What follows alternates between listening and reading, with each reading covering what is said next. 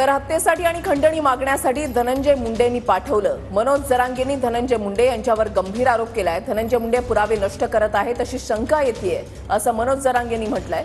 मुंडे पुरावे नष्ट करत असतील तर अजितदादा जबाबदार असा गंभीर आरोपही जरांगेंनी केलाय। आरोपी लपवण्यासाठीही धनंजय मुंडे जबाबदार असं जरांगे पाटलांनी म्हटलंय। अजितदादा पवार आणि फडणवीस साहेब जर ह्यो बाहेर राहून येणे जर असे पुरावे नष्ट केले आरोपी सांभाळायला ह्यो पुरावे नष्ट करतोय अशी आम्हाला शंका येते धनंजय मुंडे, तर जबाबदार तुम्ही दोघं राहणार आहे। अजितदादांवरती जी आज तरुण पोरांची जी फळी आहे ही थोडी मानायला लागली थोडी, तर ही पुरी फळी अजितदादांच्या विरोधात जाणार आहे।